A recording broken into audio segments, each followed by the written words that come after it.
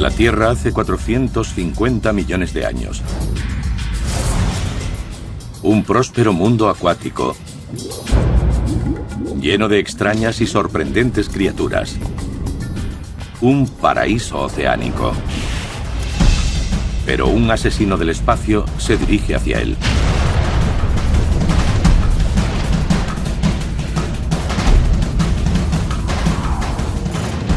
A lo largo de la historia de la Tierra, una serie de sucesos catastróficos han provocado numerosas extinciones en masa. Pero cada vez que la aniquilación total parece inevitable, la naturaleza demuestra una impresionante capacidad de recuperación. Las extinciones en masa son una parte brutal de nuestro pasado y posiblemente de nuestro futuro. Pero ¿quién vivirá y quién morirá? La respuesta podría sorprender a muchos. Observen a continuación la primera extinción en masa de la historia de nuestro planeta.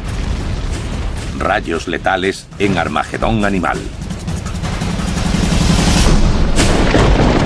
Armagedón animal.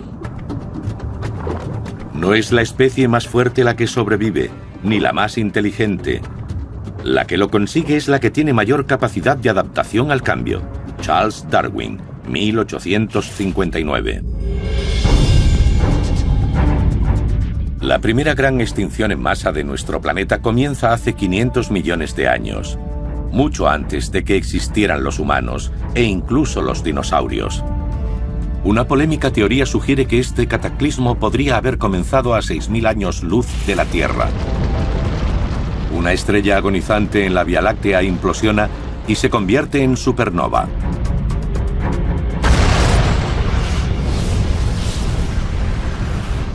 Inmensos rayos de energía salen disparados de sus polos. Un rayo gamma estalla. Se trata de la explosión más grande conocida en el universo. La explosión, que dura 10 segundos, contiene más energía que 1000 soles. Los letales rayos arrasan violentamente el cosmos a la velocidad de la luz, en dirección a un pequeño planeta azul, la Tierra. Si hubiésemos estado más cerca, habría acabado con la atmósfera del planeta. Habría sido un precioso día soleado o nuboso y de repente el aire desaparecería. Habría salido volando por el espacio.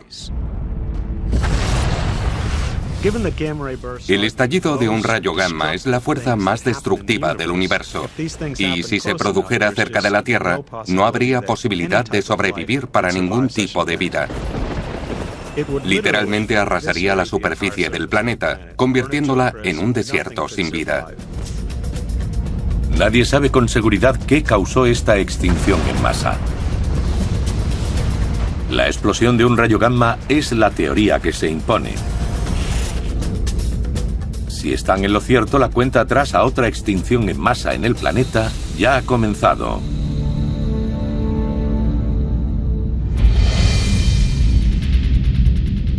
A miles de años luz de los letales rayos, la Tierra orbita tranquilamente, inconsciente de su inevitable destino.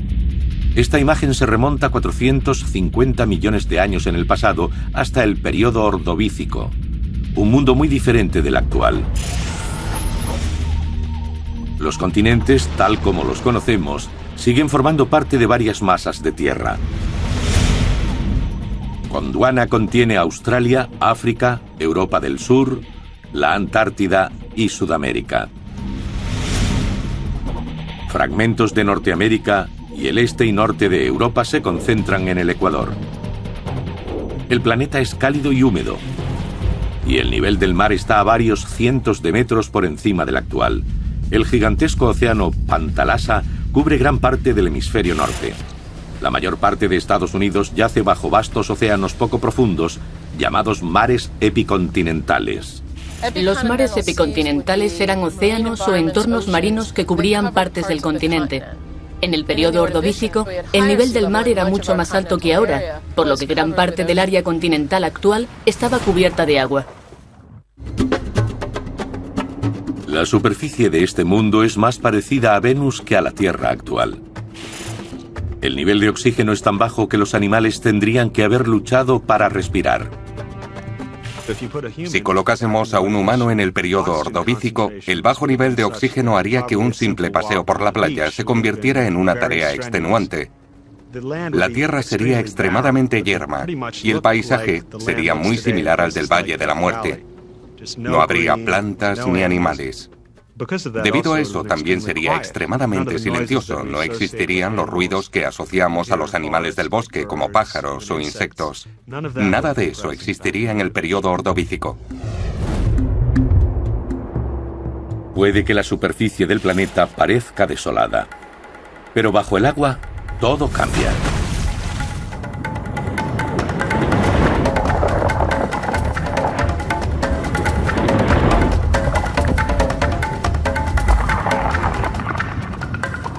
Este rico paisaje marino será un día un desierto bajo los neones de Las Vegas. Pero en este periodo es una comunidad viva por derecho propio, un inmenso arrecife de coral lleno de habitantes extraños. Se suele creer erróneamente que hace 500 millones de años no existía nada. Había muchas cosas, aunque diferentes de las actuales. Los organismos vivían en el fondo del mar, en el agua y sobre el sedimento. Gran parte del oeste de Estados Unidos era un hábitat submarino poco profundo, y en el centro del país, como en Cincinnati y parte de los Apalaches, los hábitats eran muy distintos a los actuales.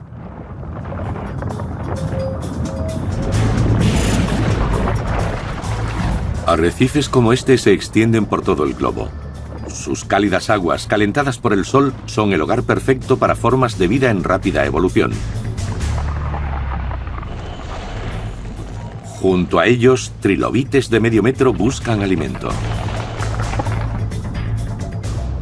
Parientes de las actuales hormigas, estas diligentes criaturas mantienen limpio el fondo marino, devorando casi todo lo que encuentran a su paso.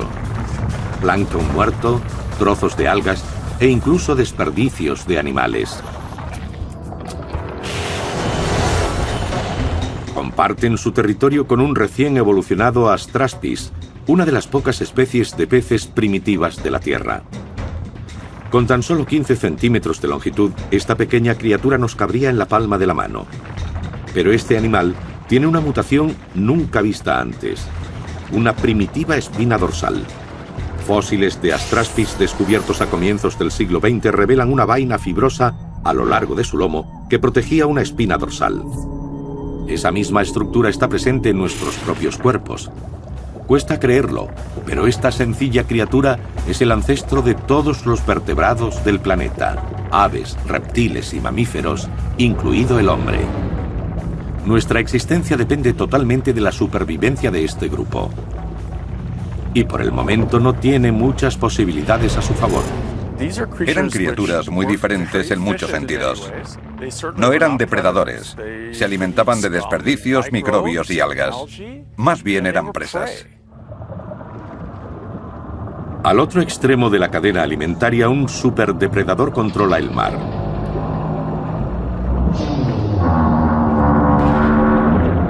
Un asesino implacable temido por todos. El ortoceras. Se trata de carnívoros insaciables que nunca tienen suficiente carne. Encontrarse con un ejemplar de casi 4 metros debía ser temible. Había que nadar para salvar la vida, con esa cosa siguiéndote para devorarte en el momento en que te viera al alcance. El gran tiburón blanco de su época, el ortoceras, es una máquina de matar perfectamente diseñada de hasta 6 metros de largo, con un hambre insaciable. Un caparazón recto lleno de cámaras de aire mantiene a flote a esta bestia de 135 kilos. Se desliza por el agua absorbiéndola y expulsándola por un pequeño tubo muscular en la base de su concha. Es la versión ordovícica de un motor a propulsión. Por ese motivo, los ortoceras nadan mejor hacia atrás. Tenían un sistema de propulsión a chorro, así que no nada constantemente como un pez, sino que va impulsándose. Si uno se encontrara de frente con un ortoceras, solo le vería la parte de atrás de la concha. Tendría que rodearlo para ver la cabeza y los tentáculos. A pesar de que los ortoceras tienen el poder supremo, existe competitividad. Los escorpiones de mar gigantes llamados euriptéridos se enfrentan a ellos por los mejores territorios. A pesar de lo repulsivos y horrorosos que son los escorpiones terrestres, no son ni la mitad de viles que los escorpiones marinos. Se trataba de animales enormes. Podían pesar entre 90 y 130 kilos. Son los artrópodos más grandes de la historia del planeta.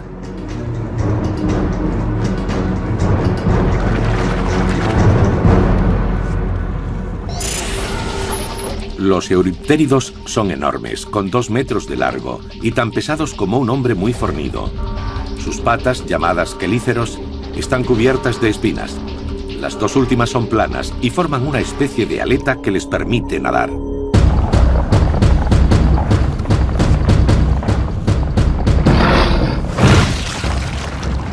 Sus enfrentamientos con los ortoceras son luchas a muerte que parecen sacadas de una película de ciencia ficción. Creo que se venderían muchas entradas para ver un combate entre esos dos. Yo daría cualquier cosa por ver una pelea entre un euriptérido y un ortoceras.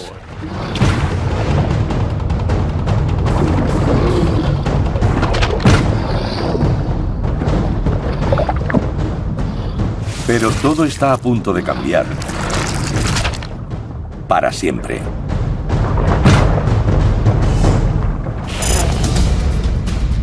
Los rayos letales ya han penetrado en nuestro sistema solar y han carbonizado el cinturón de asteroides.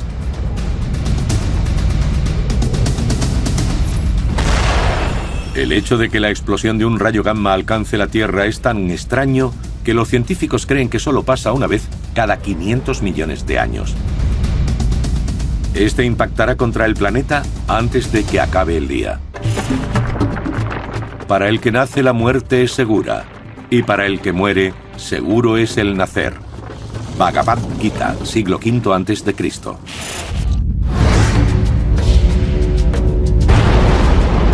Una polémica teoría propugna que el estallido de un rayo gamma pudo haber alcanzado nuestro planeta hace 450 millones de años, alterando para siempre el destino de la vida en la Tierra. Los rayos gamma, una forma de radiación electromagnética como los rayos X, son catastróficos. Viajando a la velocidad de la luz, tardan pocas horas en atravesar el sistema solar.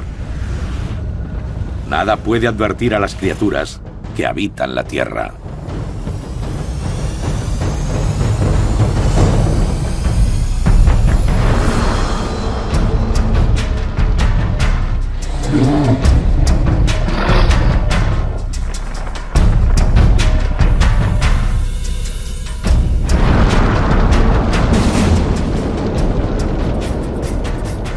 Llega la hora cero.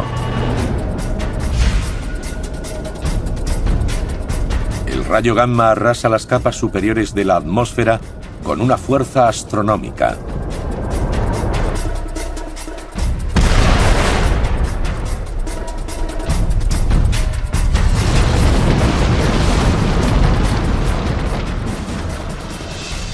Pero es tan violento como hermoso. Los rayos destruyen las moléculas del aire haciendo estallar la atmósfera. Pongamos como ejemplo todo el arsenal nuclear de Estados Unidos y Rusia. Si hiciésemos estallar todas esas bombas simultáneamente, la cantidad de energía liberada sería como una gota de agua en un cubo, en comparación con la del estallido de un rayo gamma. Solo 10 segundos después de su comienzo, el espectáculo de luz da paso a una escalofriante calma. Es pleno día, pero aparece un extraño compañero junto a nuestro Sol. Se trata de los restos ardientes de la supernova, una nueva luz en el cielo que parpadea durante unos meses para luego desaparecer. Sin animales terrestres, el espectáculo de luces pasa desapercibido. Un impresionante despliegue para un teatro vacío. La vida parece volver a la normalidad. Pero el futuro de todas las especies, desde el insecto más pequeño hasta el ser humano, pende de un hilo.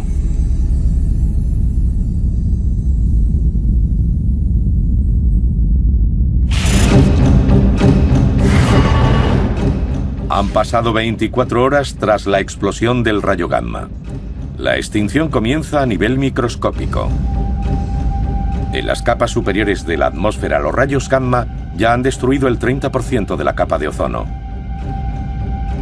Ahora la radiación ultravioleta del Sol llega hasta la superficie.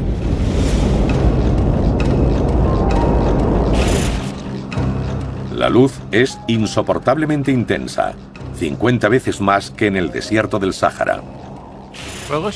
Si la explosión de un rayo gamma alcanzara la Tierra, los salones de bronceado se quedarían sin trabajo. Todo lo que hay sobre la superficie del planeta acabaría frito. Invisibles al ojo humano, el plancton del planeta, los animales microscópicos y las plantas que flotan cerca de la superficie del océano serían los primeros en sufrir los efectos.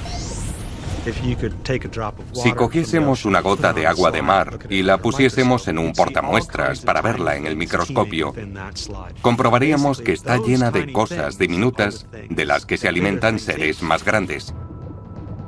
El Sol abrasa la mayor parte de estos organismos.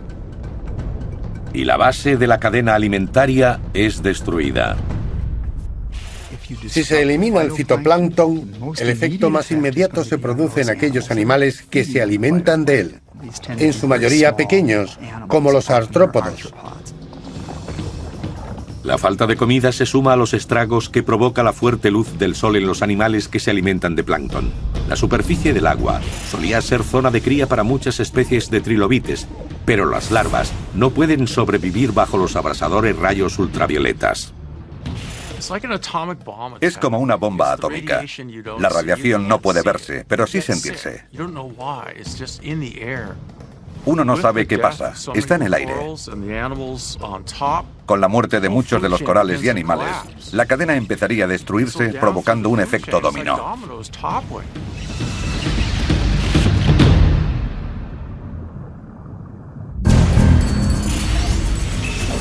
La radiación ultravioleta es más intensa en los trópicos.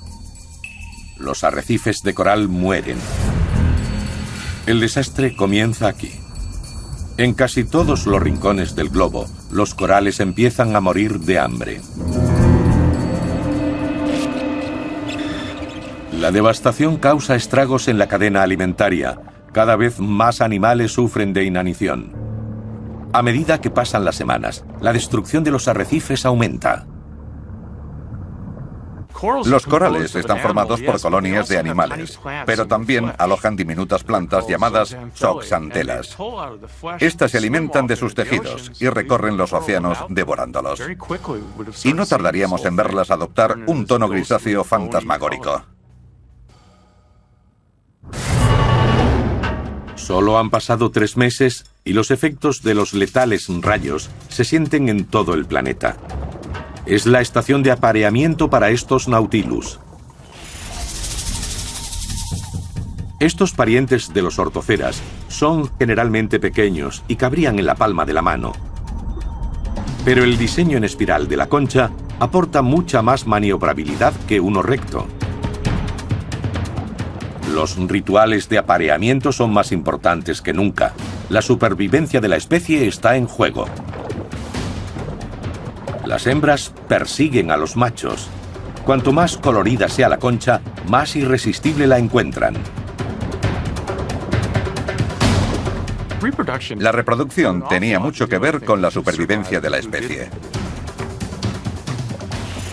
Pero la forma de reproducirse también estaba marcada por el modo de vida de los ejemplares adultos.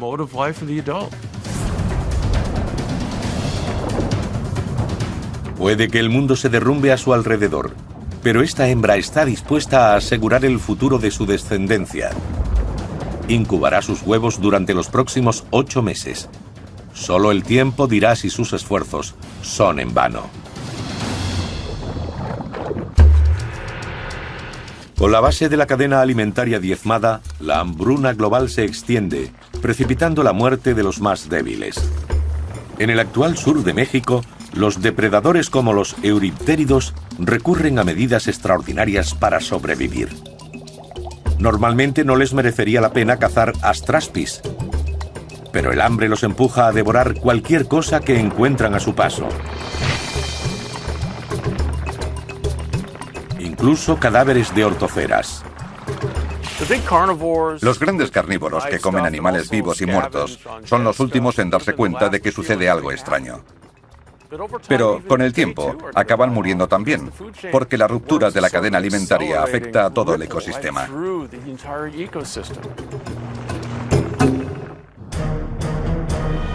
En la actual costa atlántica de Norteamérica, los ortoceras gigantes abandonan los arrecifes en busca de comida y se aventuran en aguas más salobres.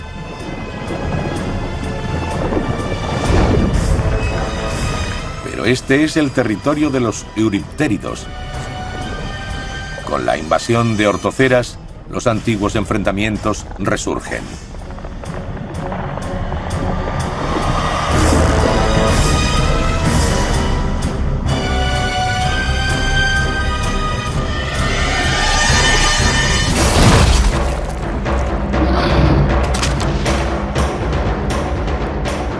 Puede que este sea el territorio de los euriptéridos, pero la suerte está a favor de las criaturas más grandes. Y los ortoceras se dan un banquete. Solo unos cuantos euriptéridos consiguen escapar.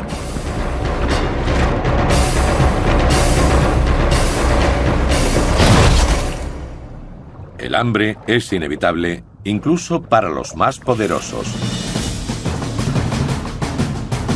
A medida que se intensifica el apocalipsis del rayo gamma, la extinción amenaza a todas las especies.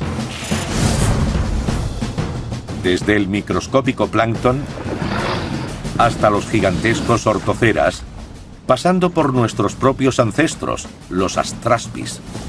Si no sobreviven, ¿habrá futuro para alguien?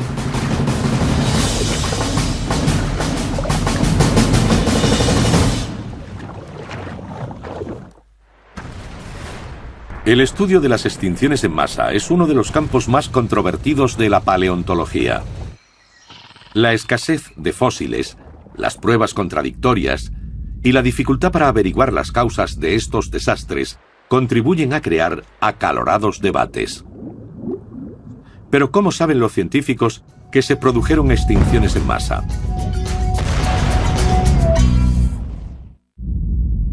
¿Cómo saben los científicos que hubo extinciones en masa en el pasado? La misma Tierra tiene la clave. A medida que los geólogos empezaban a coleccionar fósiles, empezaron a darse cuenta de que estaban presentes en grupos de rocas específicos. Pero en algunas capas desaparecían por completo. Lo que estos primeros geólogos descubrieron fue una prueba de una extinción en masa. Los científicos actuales continúan su legado examinando formaciones rocosas de todo el mundo en busca de pistas de la verdadera naturaleza de estas catástrofes épicas. En los desiertos del oeste de Estados Unidos, las formaciones rocosas que una vez formaron el lecho marino ordovícico contienen miles de animales fosilizados. Estas rocas contienen todos los datos de la extinción. Estos fósiles se han roto, murieron, han soportado fuertes tormentas y se han deteriorado hasta el punto en que resulta difícil su identificación. Es una pena porque podemos apreciar muchos fósiles en la roca. Este fragmento contiene restos de un coral rugoso o tetracoralla. Estos pequeños círculos con el agujero en medio son tallos de clinoideos, unos animales que vivían en el fondo marino, equinodermos emparentados con la estrella de mar. Los braquiópodos eran bivalvos y su grupo de fósiles es uno de los más abundantes del Ordovícico. Así es como los científicos actuales desvelan el misterio de la extinción en masa.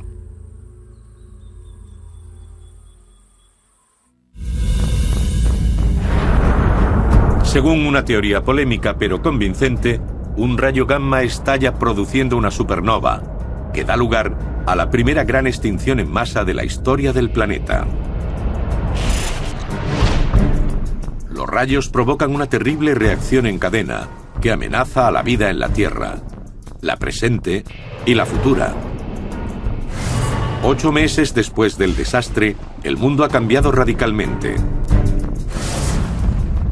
Las moléculas de la atmósfera giran en torno al globo creando una tóxica mezcla de gases.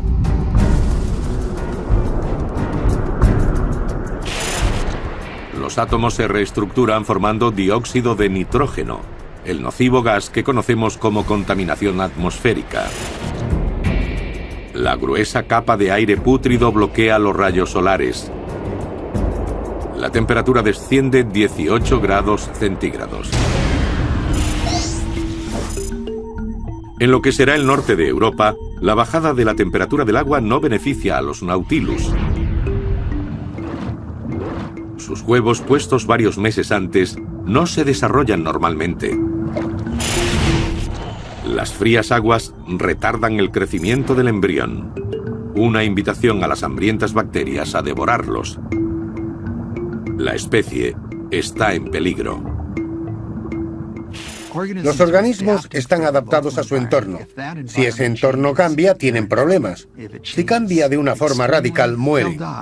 Si cambia solo un poco, siguen con vida, pero no se reproducen.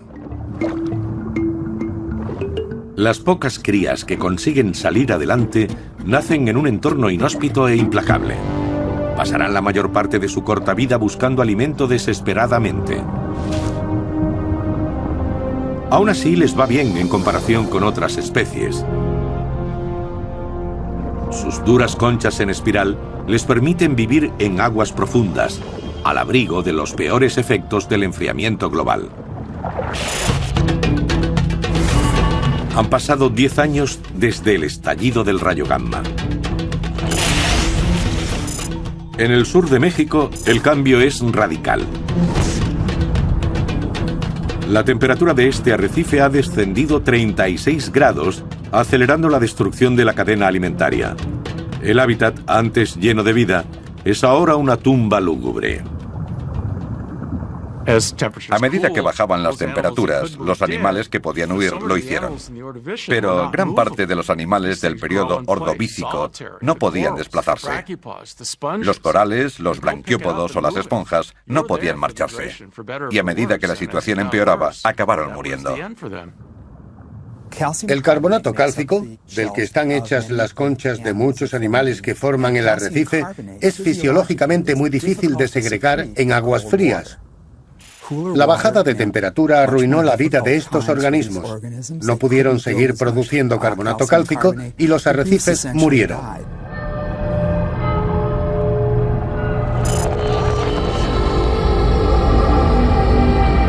Este es otro de los catastróficos efectos secundarios del enfriamiento global. Un clima letal e impredecible. Las condiciones meteorológicas eran increíblemente inestables. Por primera vez en millones de años, se producen grandes variaciones en la temperatura que originan fuertes corrientes oceánicas, que a su vez hacen empeorar el clima.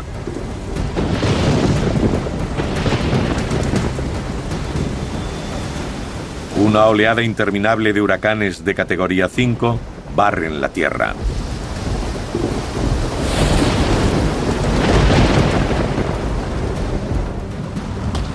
Los debilitados animales de los arrecifes son golpeados contra las rocas.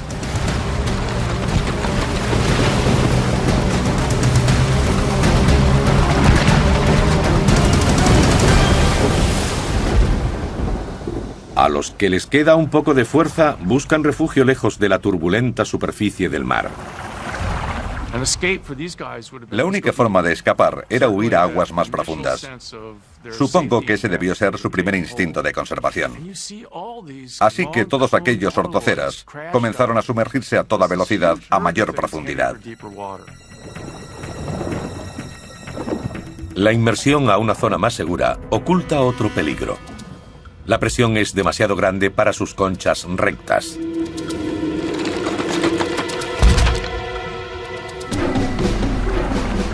Irónicamente, el mayor depredador del planeta se convierte en víctima.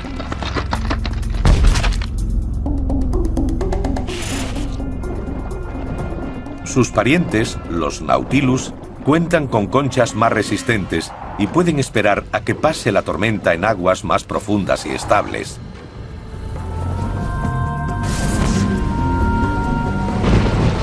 Continuas tormentas azotan la Tierra. El futuro parece incierto. La marea arrastra cadáveres hasta las costas. Sin animales terrestres que los devoren, sus cuerpos se apilan por miles como víctimas de una guerra. 500 años después de la explosión del rayo gamma, un tercio de la fauna de la Tierra deja de existir. Y para todas esas criaturas que siguen luchando por sobrevivir, queda poca esperanza. La vida en la Tierra está al borde de la extinción.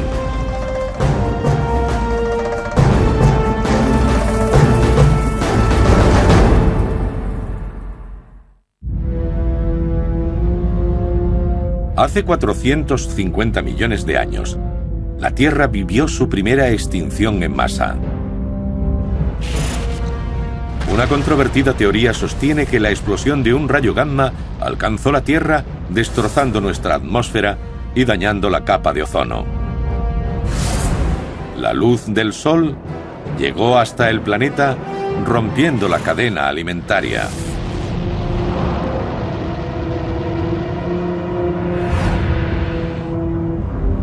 Los animales morían de hambre. De repente se produjo un doble contratiempo. El aire empezó a transformarse en una gruesa capa de humo y niebla que bloqueaba el sol y que provocó una fuerte bajada de las temperaturas en todo el planeta.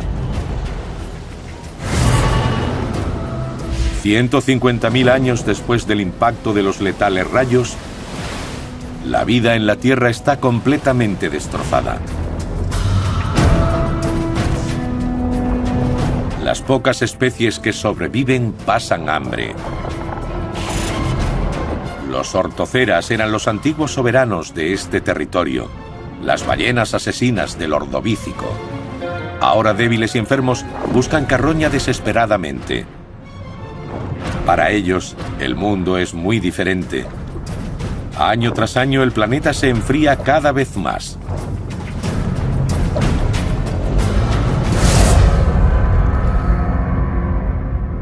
Estamos presenciando el origen de una nueva era glacial. La nieve se acumula en el Polo Sur. Y con el paso de los siglos, se compacta, formando sólidas capas de hielo. Glaciares inmensos que avanzan poco a poco hacia el norte por Gondwana, un supercontinente situado sobre el Polo Sur.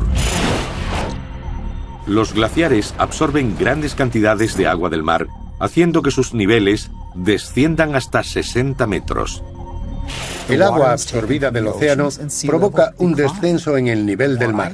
Cuanto más hielo hay, menor es ese nivel. Al final, drenó los mares poco profundos que cubrían los continentes, dejando a muchos organismos sin su hábitat natural. La pérdida de los mares poco profundos acaba con más especies que la propia explosión. Actualmente vivimos en una era glacial y nos preocupa el deshielo. Todos hemos visto mapas del futuro de Norteamérica y de cómo las aguas se tragarán Florida, Manhattan y todas las tierras bajas. Esto es básicamente lo contrario. Un trozo de continente sale a la superficie a medida que los glaciares crecen. Sorprendentemente, en esta nueva era glacial algunos animales resultan ser bastante flexibles. Nuestro ancestro, el Astraspis, sigue viviendo en los mares poco profundos. Este primitivo vertebrado soporta el agua fría mejor que otras criaturas marinas. Pero la clave de su supervivencia es su voracidad, que le permite comer cualquier cosa disponible. Los más selectivos a la hora de comer tienen problemas. En situaciones así, hay que comer cualquier cosa disponible. Si la presa de un carnívoro específicamente adaptado desaparece, este no tarda en extinguirse. El Astraspis se adapta e incluso prospera en la adversidad. Y pronto toda una nueva variedad de peces comienza a evolucionar. En estas nuevas especies, los huesos y músculos que forman las agallas adoptan una nueva función: clasificar y mover grandes trozos de comida por la garganta. Toda mandíbula del mundo vertebrado, ya sea para masticar alimentos, morder presas o hablar, es el resultado de esta impresionante forma de adaptación. Otro de los animales que persevera es el euriptérido. Este depredador también se adaptó a la reducción de los niveles marinos y consiguió sobrevivir ocupando el nicho de los ortoceras en la cadena alimentaria. Una de las claves de su supervivencia reside en su tamaño. Al ser más pequeños que los ortoceras, necesitan menos comida. En las costas de todo el mundo, la bajada del nivel del mar crea paisajes extraños. Los esqueletos de los arrecifes coralinos sobresalen en la superficie. Allí donde antes reinaban los ortoceras, hay ahora un puñado de precavidos supervivientes que buscan carroña en un entorno yermo. Muchas plantas y animales están tan adaptadas a su entorno que el mínimo enfriamiento, especialmente en el caso de las criaturas tropicales, es una sentencia de muerte. Si cogiéramos una gran jarra de cristal y metiésemos en ella una isla de Hawái para enfriarla durante meses, al cabo del tiempo no habría vida. A medida que los glaciares se abren camino por los subtrópicos, empiezan a aparecer grandes icebergs. Bajo la superficie, amenazan con destruir todo a su paso.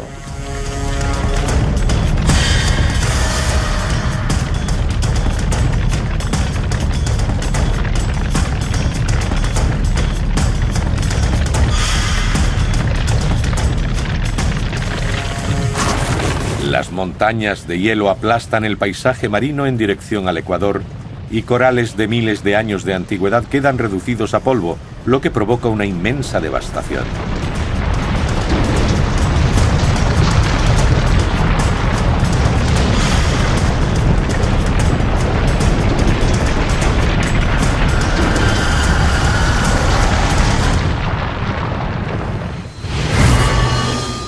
Un cuarto de millón de años tras el comienzo de la extinción, el nivel del mar sigue bajando. Y miles de kilómetros cuadrados de hábitat submarino quedan expuestos a las duras condiciones de la superficie. El sol, el viento y la lluvia erosionan los arrecifes, transformándolos en grandes desiertos baldíos. Año tras año, la vida se retira junto con el océano, concentrándose en zonas cada vez más pequeñas. Se trataba de una migración forzada, y podía ser a un lugar mejor o no. La temperatura del agua y las corrientes submarinas habían cambiado. Las condiciones del mundo tropical pasaron a ser más bien templadas y luego frías, y todo ello contribuyó a la extinción. La explosión de una supernova causa estragos en el planeta Tierra, pero la extinción en masa aún no ha terminado.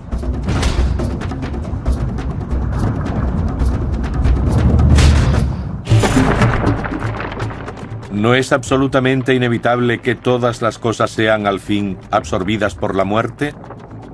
Platón, siglo IV a.C. Han pasado 550.000 años desde la explosión del rayo gamma. Las frías condiciones meteorológicas han aniquilado a 2/3 de los animales del planeta. Pero la temperatura vuelve a subir y los glaciares se deshielan. Las especies que habían conseguido sobrevivir a la era glacial luchan ahora por salir adelante ante otro cambio medioambiental. Como siempre, la suerte influye en la supervivencia. Lo que más destaca de la extinción en masa del periodo ordovícico es que la clave para sobrevivir fue la distribución geográfica de las especies. Si la misma especie estaba presente en 5 o 6 continentes, tenía muchas probabilidades de seguir adelante. Si solo estaba presente en uno, era probable que desapareciera. Los ortoceras consiguen regresar, pero son una débil sombra de su pasado.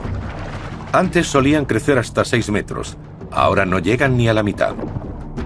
Son mucho más débiles que sus antepasados y viven bajo la amenaza constante de un ataque.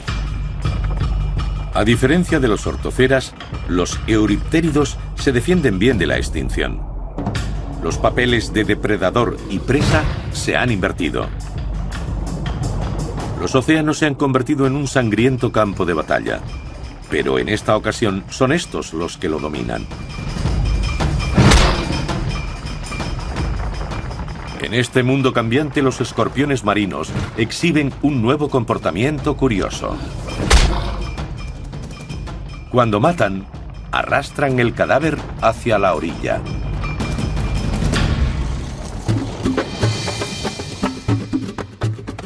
Y aunque parezca increíble, algunos de ellos incluso se aventuran al exterior.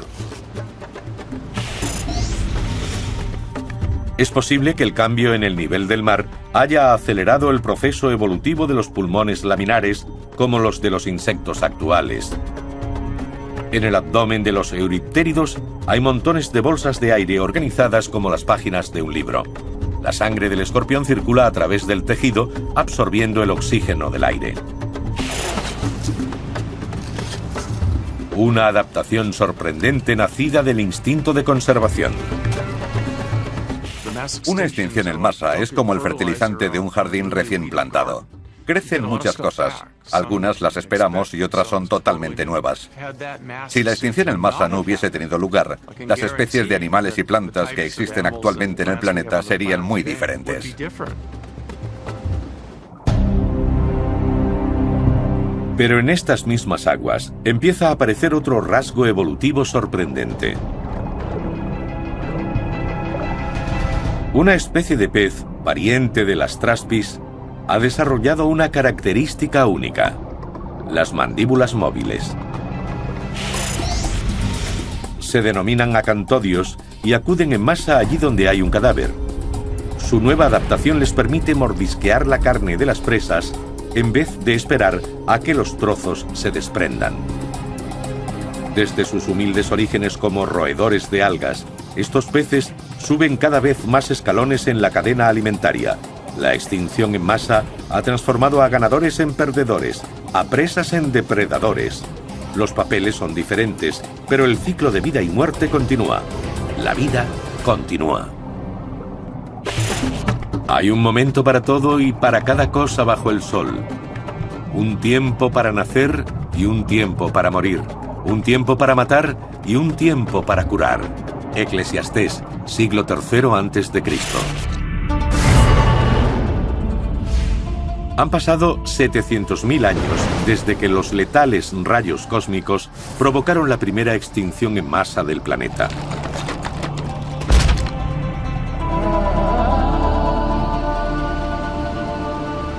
Ahora la Tierra parece estar superando los efectos del desastre.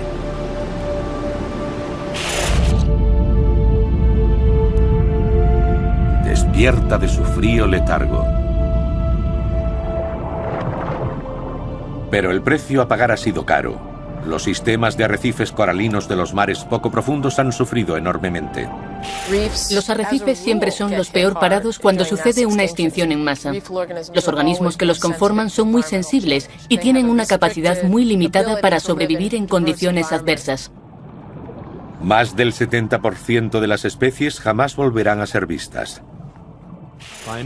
Actualmente existe alrededor de 1 millón de especies y, por tanto, si desapareciera el 70% de ellas, unas 700.000 especies actuales se extinguirían en un corto periodo de tiempo. Pero la Tierra es sorprendentemente flexible y la vida vuelve a prosperar. En el siguiente capítulo de su historia, llamado Silúrico, nuevas especies repueblan los vacíos océanos.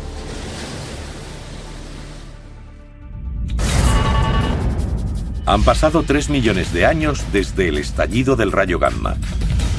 La Tierra vuelve a tener un clima tropical.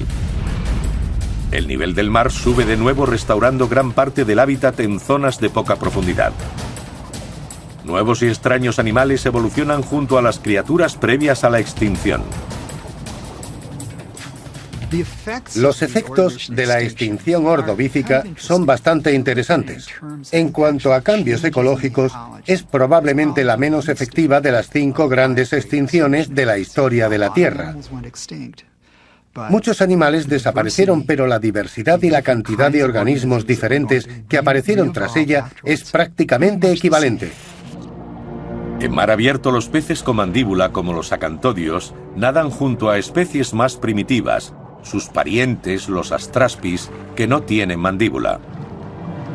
Incluso empiezan a invadir los lagos y ríos de agua dulce. Los peces, antes extraños e inferiores, dominan ahora los mares. Todos los que conocemos en la actualidad, siluros, peces espada, gobios, tiburones, descienden de estos animales. A medida que pasan los siglos, nuevas variedades se extienden de polo a polo sin ser conscientes de lo que sufrieron sus antepasados ni de lo frágil que es en realidad su mundo. Nuevos y temibles depredadores los esperan en estos hábitats, incluido un supereuriptérido. Sin más ortoceras que controlen la población, los escorpiones marinos han evolucionado hasta convertirse en grandes monstruos. Este animal gigantesco del tamaño de un cocodrilo es el depredador más temido del periodo silúrico. Sus pinzas tenían extensiones como agujas para sujetar mejor a sus presas, desgarrarlas o ensartarlas. Contaban con fuertes mandíbulas y probablemente eran capaces de nadar a gran velocidad. Pero lo más terrible es que eran enormes. Los bancos de peces son presa fácil para estas bestias, capaces de atacar a la impactante velocidad de 2,5 metros por segundo.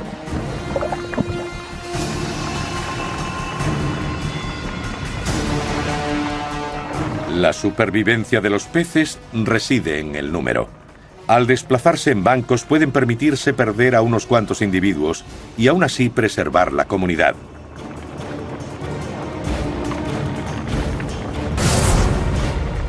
La vida en el Silúrico continúa su radical avance hacia nuevos hábitats. Nuevamente el mundo rebosa de vida. Poco a poco varias especies de animales invaden y colonizan los océanos terrestres. Nuestro planeta ha soportado numerosas extinciones en masa. Nadie puede predecir cuándo se producirá la siguiente, pero con la misma seguridad con la que afirmamos que existen el día y la noche y las diferentes estaciones, sabemos que nuestra supervivencia será sometida a prueba. Si un rayo gamma estalla cerca de la Tierra en el futuro, no habrá aviso previo. De hecho, los letales rayos podrían estar ya en camino.